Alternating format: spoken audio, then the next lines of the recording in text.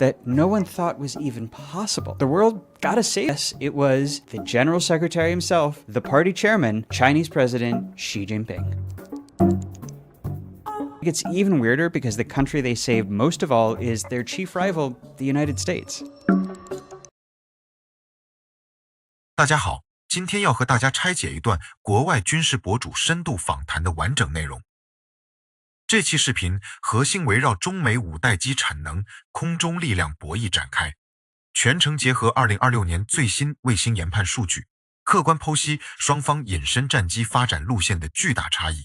在这段对话里，2名拥有美军空战实操经验的主播，没有一位吹捧自家装备，而是直面一组让西方防务分析师集体震动的现实数据，深入对比歼20、歼35与美军 F35、F22 的生产线规模、年产量、远期列装规划。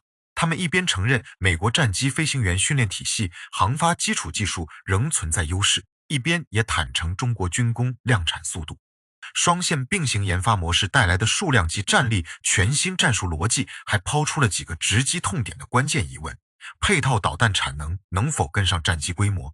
工业化集中调度带来的生产优势，美国体制束缚军工扩产的底层矛盾。同时，两人也达成共识，大国空中对抗没有赢家，均被讨论的最终落点，是以实力求和平的现实思考。接下来，我们先完整播放这段原版访谈字幕，带大家看懂美方业内人士眼中歼20量产浪潮真正带来的冲击。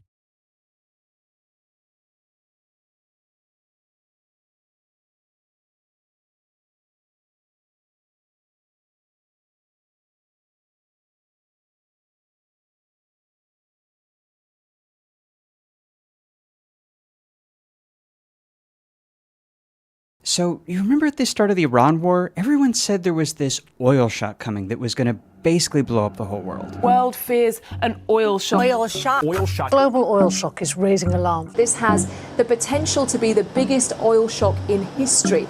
All the flights were going to get grounded. Airlines are saying expect flight cancellation. They are canceling flights. 13,000 flights have been cancelled. Cities were going to go dark. The final vessel carrying jet fuel into the United Kingdom is going to get here in 48 hours, and there's no more after that. Gas was going to triple in price if you could get any at all. Situation's looking pretty dire. Gas prices are expected to go up again. The world should have ended like 4 weeks ago. The world got a savior. And it was the last person that you would guess. Yes, it was the General Secretary himself, the party chairman, Chinese President Xi Jinping. And if you're thinking, okay, why didn't I hear about this? It's because China pulled it off basically in secret, which is kind of a weird way for an aspiring superpower to save the world. And it gets even weirder because the country they saved most of all is their chief rival, the United States.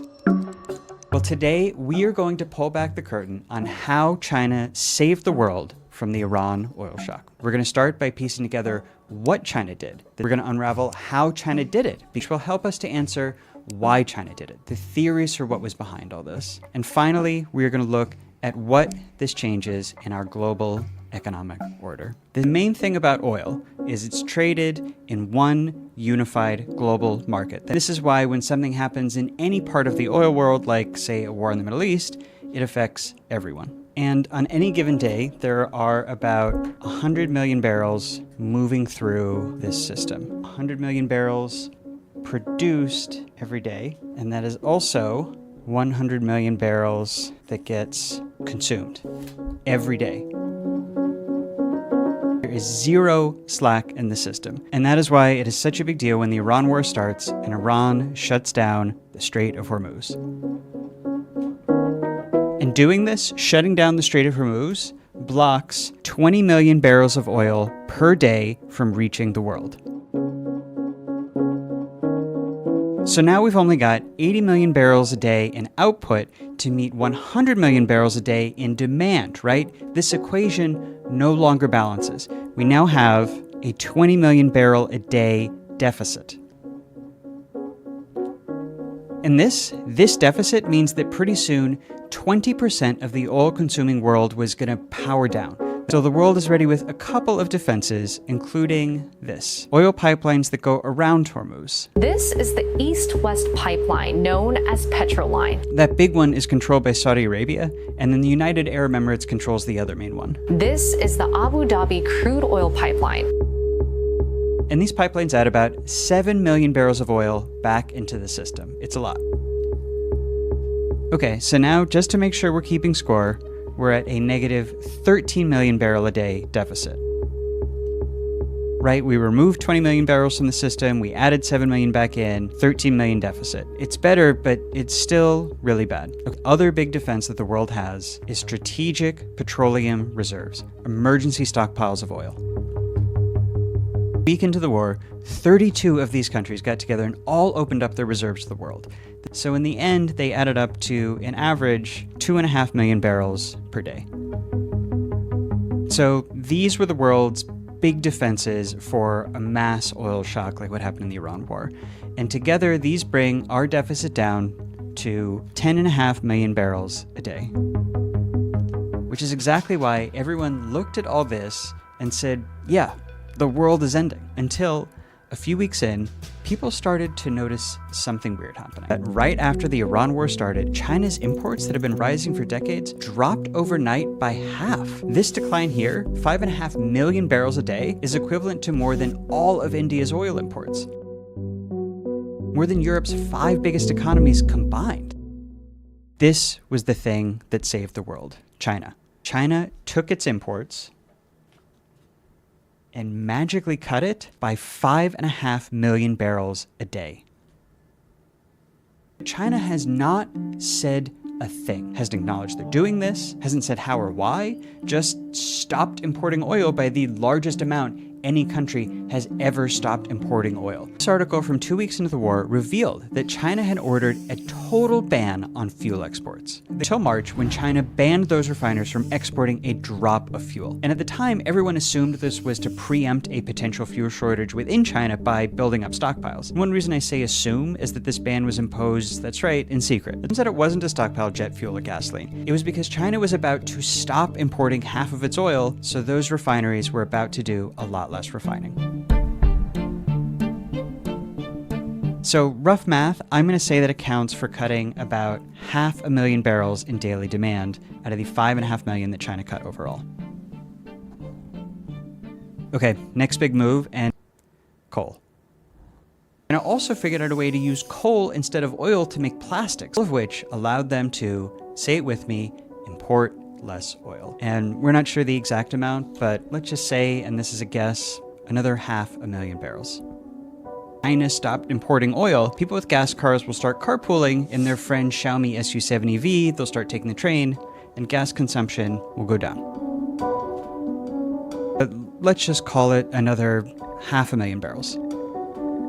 So actually, China might have way more than even the 1.4 billion barrels that we can see, which means China could use up, let's say, 4 million barrels a day from those reserves, and it would still take more than a year to run out. How did China stow away this secret and impossibly huge universe of oil, a Manhattan of oil? Where did it all come from? And there are basically two answers to this. Answer number 1 is Iran, and answer number 2 is Russia. Let me explain. Two of the world's biggest oil producers, Russia and Iran, were mostly cut off from this global oil market. All that oil sloshing around, stuck with nowhere to go, China found a way to get all that forbidden Iranian and Russian. And how does China get away with it? Well, it's by using their other secret weapon. This, China's currency, the renminbi, the yuan. All of it, all of this oil is traded in this, US dollars. All of the sales, all of the purchases, it's all in US dollars. But this means China and Russia and Iran were able to bypass this whole system by using a different currency, China's currency, to process the sales. Being the only willing buyer of Iran and Russia's oil means they get a big discount, which is how they were able to quietly stock up 1 billion plus barrels of probably mostly Iranian and Russian oil so they could magically stop importing enough oil for enough time to basically save the world. Why would they bail us out, and why would they do it in total silence? Starting with the big one, Taiwan. This is the Strait of Malacca, even narrower, even easier to close. The ships that go through here carry 80% of all China's oil. And in any war scenario with Taiwan, one of the very first things that happens is the US uses its naval supremacy to close Malacca, like Iran closed Hormuz, shutting off China from outside oil and bringing China to its knees. So how can you neutralize the threat of suddenly losing access to outside oil? Well, one way is to build up renewable power sources like wind and solar, which, yeah, check, China has been doing. Another is burning more coal, check. But the best way is to stockpile so much oil in advance that you can go without imports for a year and keep the lights on for as long as the war takes. Under this theory, China had this whole no oil plan ready in case of war, but they pulled it off now both because they could, and maybe as a little demonstration to the US and Taiwan that the Malacca problem is kind of solved just to threaten them anymore, so don't expect them to hold them back. Theory number 2, leverage with Donald Trump. Trump and Xi actually just had a big one-on-one summit in May. And yeah, a few weeks beforehand, the US did withdraw a bunch of missile defense and other weapons from China's periphery. Theory number 3, and I'm pretty partial to this one, protecting China's export-based economy. Theory number 4, they did this to prove to the world that China now controls the global price of oil. For this theory goes to a Bloomberg columnist named Javier Blas, who argued this was China unveiling its powerful new oil price weapon. He argues that, yeah, on some level this was probably about Taiwan and Malacca.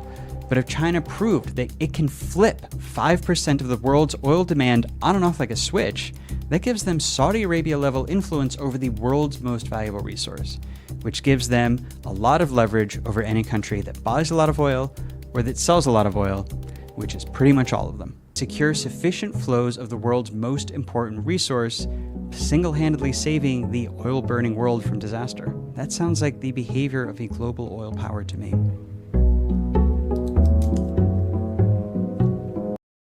看完这段海外博主完整复盘石油危机的内容，我相信绝大多数观众都会刷新对全球能源格局、中国能源布局的认知。这里结合客观事实，和大家拆解核心观点，同时补充理性视角。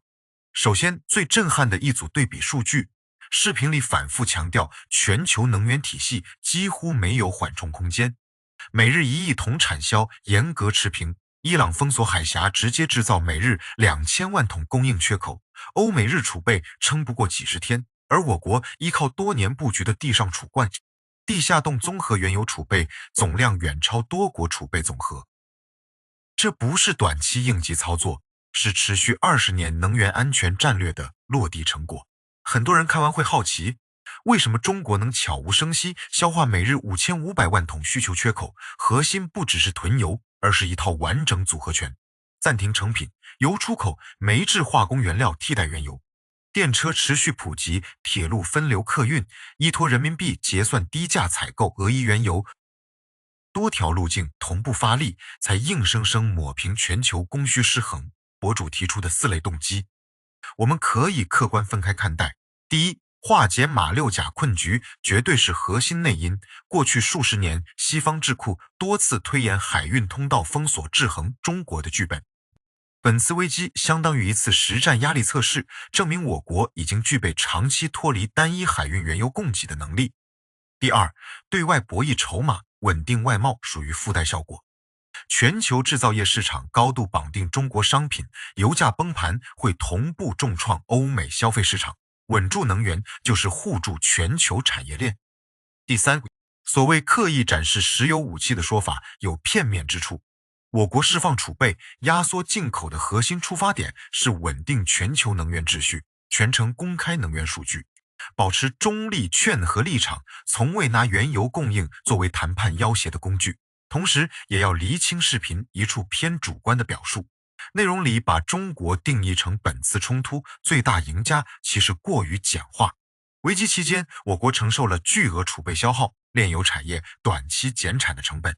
初衷并非争夺霸权，而是践行全球能源稳定的大国责任。另外，视频提到的石油美元松动是客观长期趋势，人民币原油结算占比稳步提升。但短期内美元依旧是全球主流结算货币，多元货币并行才是长期走向，不存在单一货币完全替代的局面。再延伸一层深层思考，欧美国家的能源体系高度依赖短期应急储备，缺乏长期多元化布局，而我国的思路完全不同，坚持储备扩容，能源来源多样化，陆路油气管道，可再生能源同步推进，走长期安全路线，这也是两种发展思路的本质差距。西方很多观察者过去总以短期利益解读我国各项能源布局，经过这次危机才看懂长期战略的价值。最后多说一句，地缘冲突永远不会消失，能源安全永远是各国发展底线。本次事件给全球的启示很清晰，单一资源、单一运输通道、单一结算体系都暗藏巨大风险。如果你对全球能源贸易、石油储备、人民币国际化这些话题有不同看法，欢迎在评论区留言交流。视频内容就分享到这里，制作这类深度地缘解读需要整理大量资料。如果本期内容对你有启发，麻烦点赞订阅，我们下期继续拆解全球财经国际深度分析内容。